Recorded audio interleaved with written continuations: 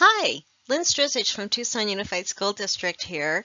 Today I want to talk about the private school services for fiscal year 21-22 in Titles 2 and 4.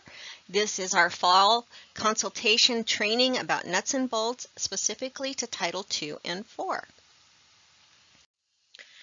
All right, so one of the things that you probably already know, but I'm going to cover it anyway, is that Titles 2 and 4 federal program services are provided to private schools based on the geographic location of the private school. So services delivered primarily based on geographic location of a private school, in addition to 2 and 4, also include Title 3, which is language acquisition services, and IDEA or special education services.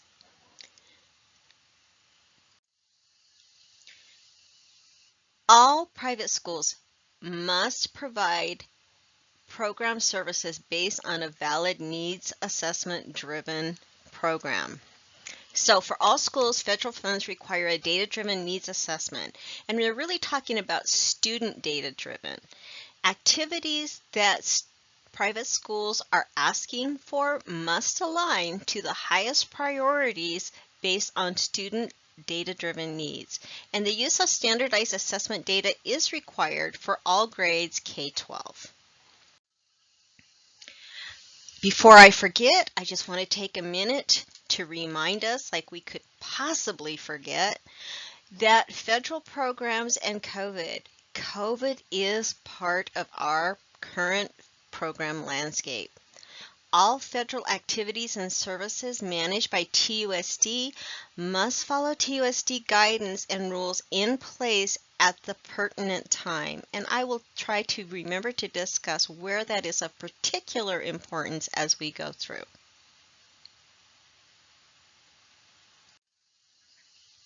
So let's start by talking about the Title II, which is the Professional Development Program. And what are the intents of that program? Program intents are very important because they are the lens through which we view requests. So professional development is for K-12 teachers and leaders. It is professional development to support student needs based on that student needs data in your needs assessment. Here is a brief synopsis of information about the current year Title II allocation to TUSD, what our current indirect rate is, the number of students from the district and the private schools and the total numbers, and then you can see that there's $41,297 roughly that is allocable direct and indirect. That is taken off the top of the grant, which leaves an estimated per pupil allocation for all 45,841 students of $47.61. Just to make you aware, Arizona Department of Ed has really done a good job of updating their application. So when we input information into that system, the methodology and the trickle down of those funds to private schools is really prescribed, reducing the chance for any error on the part of districts when they're allocating to private schools. This is a preliminary allocation that you received in your allocation letter, and because it's preliminary and it could go up or down, we allow private schools to allocate or encumber up to 75% of the preliminary allocation, with all of the funds becoming available once a final allocation is made.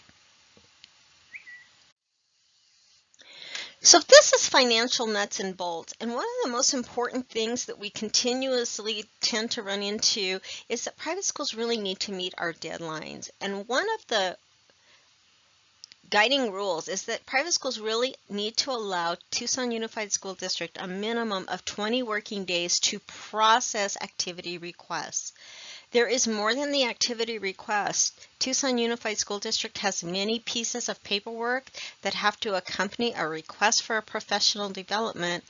And so once you turn information over to us, we have a number of pieces of paperwork that we need to do to request permission to do that in addition to the purchasing.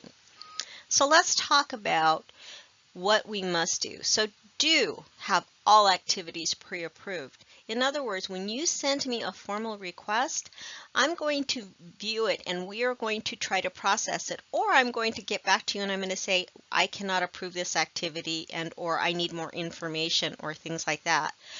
Pre-approved means that you have not obligated yourself, or more importantly, the district, to anything that we have not formally vetted all the way through the TUSD system. Do use approved vendors, that is Tucson Unified School District vendors. Do provide all requested information and file paperwork in a timely manner. Submit purchase request forms. When you submit your paperwork for this, it's electronic, but your form must be complete. I need information about all the items, all attendees, and it must be complete. You may attach links to the website or copies of registration forms or conference brochures. Those things, however, do not replace a complete request form. Please ask questions if you are unsure or need assistance. Do confirm conference registration after you receive a valid Tucson Unified School District purchase order. The purchase order is the only time that we have permission or have been given procurement permission by Tucson Unified School District's procurement office. In the case of travel, and your traveler needs a hotel, verify if the hotel was to be prepaid by Tucson Unified School District. Ask your traveler or attendee to verify payment of the conference hotel 3 to 5 days before arrival directly with the hotel. Hotels tend to be an area of a problem, and I can promise you that even if your attendee verifies payment with the hotel, there is a good chance that when they arrive, the person at the front desk will not know that your stay has been prepaid. In which case, that is really a communication issue between the hotel front desk and their finance department. Verifying payment of conference hotel 3 to 5 days before arrival allows us a little time to do some damage control in case there's any misinformation or confusion. The don'ts. Don't commit or promise Tucson Unified School District funds in advance of an actual purchase order. My office, our staff do not have that authority. Only our procurement officers have that authority in Tucson Unified School District. If TUSD funds are committed or promised in advance of that actual permission, that is considered an after-the-fact purchase and can result in a termination of an employee. Change any part of a service or product defined in the purchase. So when I see this is maybe something was ordered in the wrong size or color, and schools want to change that, and they may be tempted once they receive the purchase order to call the vendor and change that. Do not do that. All changes must go through a formal change order process. Contact our office so that we can work with you on that. Do not engage with any vendors or their representatives in a way that might compromise your objectivity. And do not bundle goods and services in ways that are inconsistent with the grant. Also remember that our July 1st financial rollover really hampers and limits our ability to support activities that occur in July or August on a prepaid basis. And this is going to be a large topic of conversation. There's been some major changes, so I'm going to talk about this a little bit more. So, professional development rules of engagement. Services must be secular, supplemental, and aligned to the needs assessment. The data in the needs assessment is standardized student assessment data. Federal funds are designed to complement or augment ongoing work. Professional development activities that do include non-secular content may be not allowable or only partially allowable, and I can work with your schools on that. Be aware that, again, going back to supplemental, if professional development is something that the school should be providing, it would not qualify as supplemental. And the easiest example of that is if a school adopts a new math curriculum or any curriculum. There is or should be an expectation that the school then also has an obligation to train its own staff on the use and implementation of that curriculum. Because of that expectation, it would not qualify as supplemental professional development eligible for use with Title II. Services must meet learning forward standards. So we're really looking at ongoing, sustained, and job embedded. No one-time workshops, conferences, or meetings, unless those serve part of a larger plan that is part of a sustained and ongoing professional development initiative at your site. Professional development activities are for K-12 teachers and school leaders or instructional staff and school leaders. Pre-K is not allowable. Non-instructional PD is generally not allowable. However, there is allowance for instructional assistance if professional development is going to help them work with students. When we think of non-instructional staff, some of the more common requests I get are for like health assistants and office managers and things like that. TUSD does need professional development outcome data. Arizona Department of Ed is increasingly asking us for that. So it's not just the narrative of what you believe is the plan data and how you believe the impact of a professional development activity will be, but going forward, what I need are actual data pieces. So this is a new requirement, is going to be on all of us to really provide that data.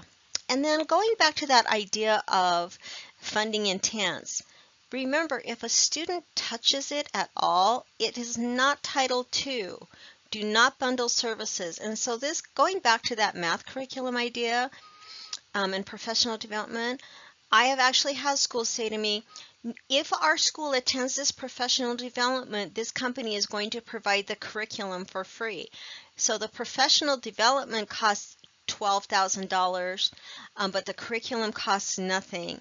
That is a bundled service, is not appropriate, and any auditor is going to see that because we all know that there's nothing free.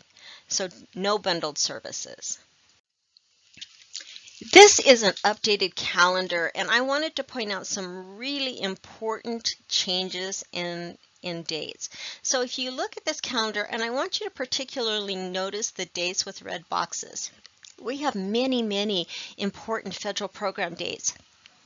But with regard to Titles 2 and 4 and professional development, these are some super important ones.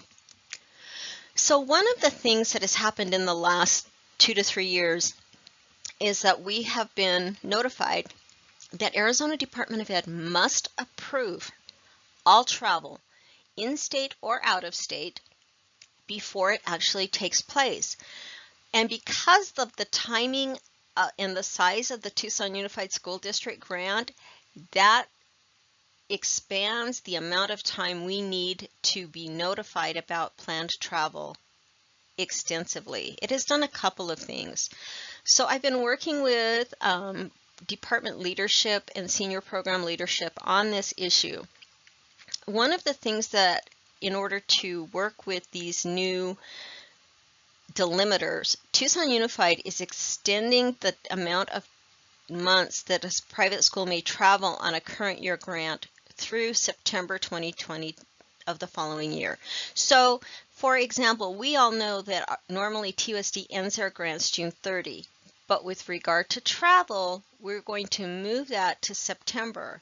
And this has to do with the fact that our new grant starts July 1, and there is no way that Arizona Department of Ed will have approved our new grant by the time July 1 rolls around. And in order to enable schools to still travel during the months of July, August, and September for professional development, we are extending the use of that funds to the full 15 months.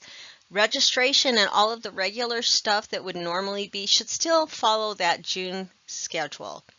So let's look at October 29th. So in thinking about these increased deadlines, I know this is going to sound like absolute insanity, but October 29th is the deadline for private schools to tell me of any travel that they plan to do all the way through September of 22. All the way through September of 22. If you do not tell me that by then, chances are very good that we will not be able to get it approved.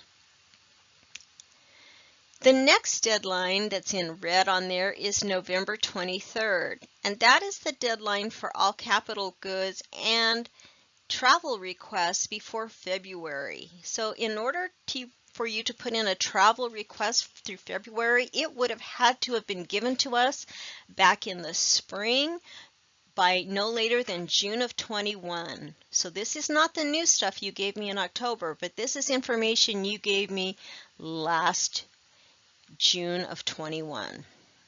Then the final one is March 15. That is TUSD's final procurement deadline, and that means that any requests for any activity, including travel, must be finalized and submitted to me on the appropriate form by March 15th for all travel through September of 2022. I'm expecting a lot of questions around this, and we have lots of time to discuss it. Okay, so I'm going to go through some of these PD timeline changes. In general, like I said, professional development should be completed by June 30. Because of the Arizona Department of Ed application processing timeline, the major impact on private schools is travel. Tucson Unified School District has the largest federal grant in the state, and because of that, our grant always takes a lot longer to approve.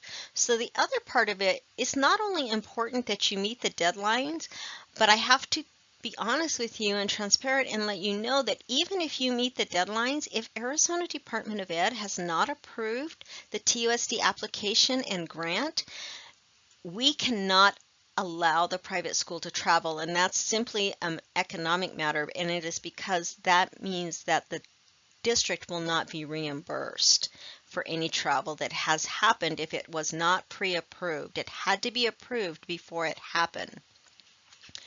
So activities with travel must be pre-approved in the grant by Arizona Department of Ed, and to help manage that, TUSD has identified two major travel deadlines. The first one is June for all travel from October 21 through February, or even up to September of 2022.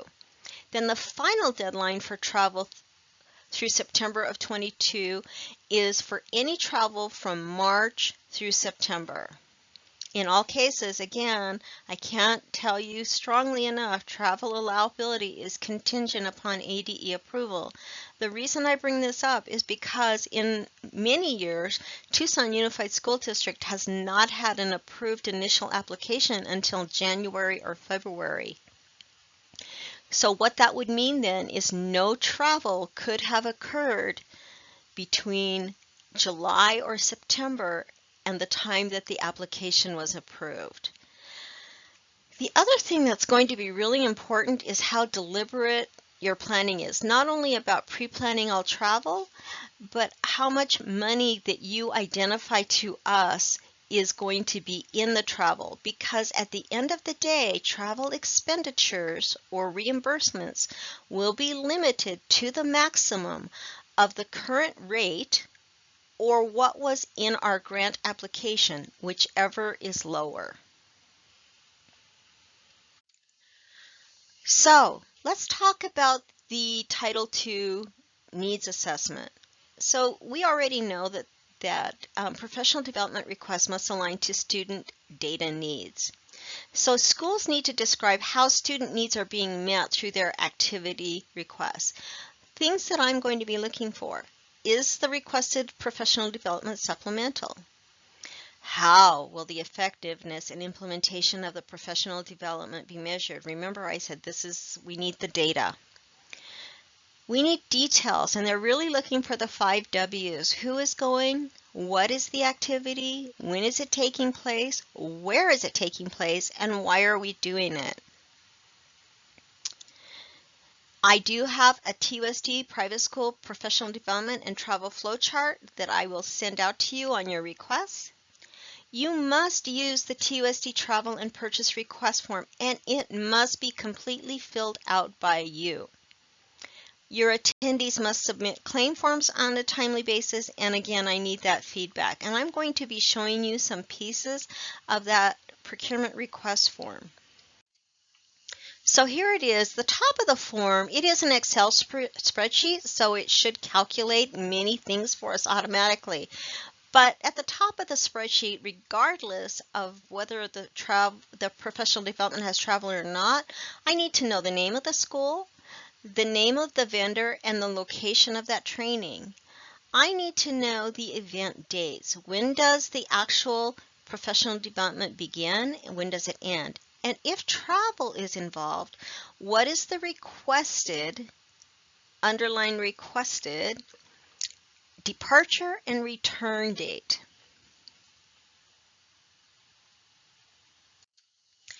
Going more to the right of the form. So then we want to know, one of the changes we did this year is who is going. What we have done is set the form up so every attendee is on its own row. And the reason we did this is because we often were not getting individual attendee information in the way we needed it. Our procurement office requires it in order to do registration, and we have reports that we have to file with Arizona Department of Ed, and in order to do those reports, we need attendee information. And again, dates and locations of the activity. Every one of these boxes must be filled out. Some of it goes to a private school administrator's attestation regarding supplemental. So rather than me saying, yes, I believe these activities are supplemental, by answering these and submitting this form, the private school administrator is attesting that these activities do indeed meet federal funding intents, that they're supplemental, that they are aligned to student needs. Would your school be required to engage in this activity if federal funds were not present? So in other words, anything that is to comply with state or local mandates is not eligible because it's not considered supplemental. If it's required, it's not supplemental. And another important piece is, has your school supported or engaged in this activity in the past? How will it be implemented? What is the instructional role of this participant? And finally, their name. And then it's going to ask you individual registration costs. One of the things to remember about this form is that all of the information that's yellow is a place that private schools need to provide information. Anything gray or another color is automatically going to calculate, and those should be blocked cells for you. So there's more to this form. If a professional development does avoid travel, then going further to the right, I'm going to be asking you to provide information about that travel. So for example, if the travel is in-state and travelers will be driving, how many miles is that going to be? And how many cars? Obviously, since the travelers are one, you shouldn't have more than one car. However, there is an expectation that travelers carpool, so if you have 2 or 3 travelers, we ask that they travel together. Airlines. If the travelers must fly, important things. Remember that third-party vendors are not allowed for hotel or airfare or any other part of official federal travel. So you may go onto a website to find out what you believe the airfare will be, but please know that when it comes time to actually book the airfare, the attendee must prepay for their own fare and retain that original receipt, which will be reimbursed after travel. For those of you who have not been with USD, the reason for that is because airfare is reimbursed to the attendee and not the district. So to avoid any problems in the event that an attendee has a family emergency or something comes up and they have to cancel, this keeps the reimbursement for the travel with the person who has paid for it. Estimate your round trip luggage, shuttle, etc. For hotels, if a hotel is involved, attendees will need to make reservations for the hotel and use a personal credit card to put that hotel on hold. They will then send us a copy of the electronic confirmation, and we will use that confirmation information from the hotel to try to get that prepaid. And here again is talking about the check-in days, check-out days. I want to talk about this for just a minute.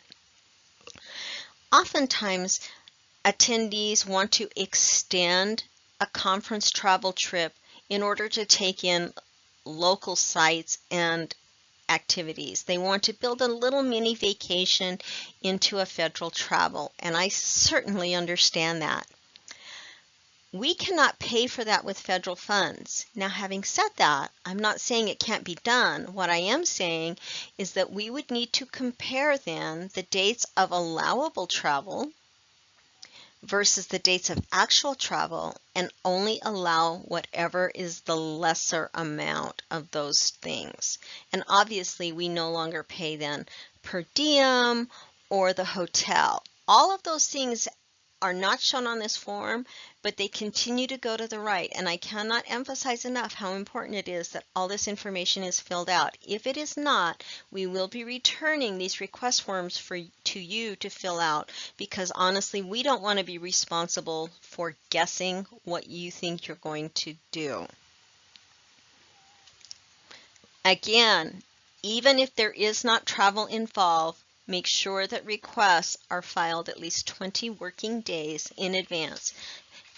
I want to also just talk for a minute because you may wonder why third-party vendors are not allowed. And third-party vendors would include Orbitz, Kayak, etc. So in other words, if you are buying airfare, you would need to go directly to American Airlines or Southwest or United or Delta to buy that airfare. You cannot use Kayak or Cheapo Air or any of those. And the reason for that is because if you do that for any of it, hotel, airfare, our finance office will not reimburse you because those sites do not give a breakout of what's included in your bill, and often they bundle services. So they often try to bundle airfare and hotel, and they might have a rental car in there. Because of the lack of detail about what the pieces of the total are, our finance office, and really any finance office, would be precluded from paying it. Travel, if you're going to estimate travel, obviously because allowable expenditure is the lesser of pre-approved dollars or current rates, it is in your best interest to overestimate on travel, because travel will be limited to a maximum of what was put in the grant. We can move money from travel into other activities such as conference registration, but we cannot do vice versa. So again, if you have an estimated airfare, let's just say of $200 if you bought a ticket today, and the ticket's not going to be bought for at least 6 months because we're waiting for all the final approvals, I really recommend you put in at least $400 for that ticket as an estimate, just so that we can, or whatever you think you need, just so that we can make sure that there's enough funds.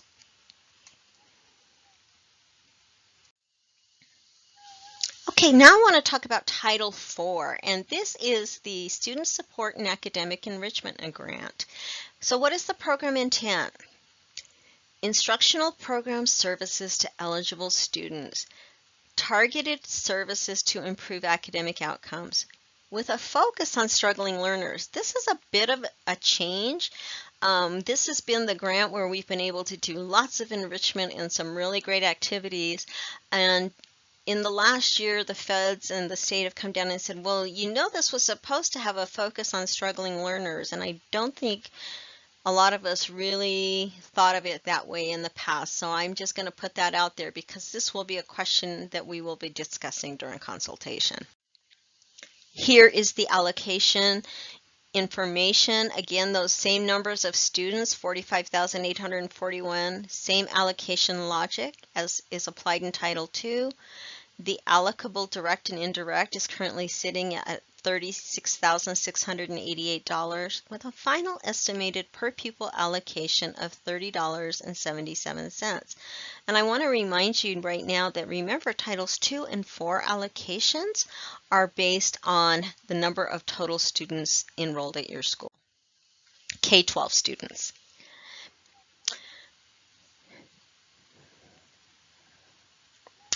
Both Title II and 4 could have transferability.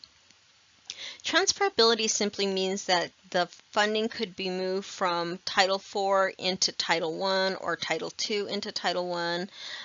That is a district prerogative. Tucson Unified School District currently does not exercise transferability. It is a consultation topic. So if we were to do it, I would be consulting with you about that and what your feelings were about that. But Tucson Unified School District does not exercise transferability. So Title IV activities fall into three broad categories. They are well-rounded education, safe and healthy students, and effective use of technology. A few examples of well-rounded education might be STEM, fine arts, performing arts, visual arts, language. So by language, I mean foreign language, and civics and government. Those are specifically mentioned. Safe and healthy students could include initiatives around physical or mental health. They can also involve family engagement activities. They could be community gardens. They could be anti-bullying initiatives. Lots of different things can fall in there. And then effective use of technology is really professional development. It's not about buying stuff. It's really just how do we effectively use the technology that the school currently has. In the past 2 years, there was a technology waiver in Title IV. Some of this was related to COVID. In other words, they did allow a buildup of technology devices or infrastructure for a couple of years. We have already received a formal email and notification from Arizona Department of Ed. There is not a technology waiver this year, so we will not be buying Chromebooks, computing devices, or anything else like that, personal devices in the current year because there is no waiver. So the other thing that's a twist is that Title IV funding has become more restrictive, and Arizona Department of Ed is wanting to ensure that resources are developing student programs. That's not just activities or stuff. That the funds are used to and are supplemental to what a school should have in place, and that the activities and resources have been programmatically evaluated. And I also want to remind you that this is where capital typically comes in. And remember, we have a capital deadline. So here it is. November 23rd is the deadline to provide all formal requests for capital. And formal means an actual completed request form. And this format should look very familiar to you. It is also a spreadsheet format. And it's telling me what is the name of the school, who is the vendor, what is your name, what is the date of the request. This cell will auto-calculate as it's completed what grade levels are being targeted or impacted by this request.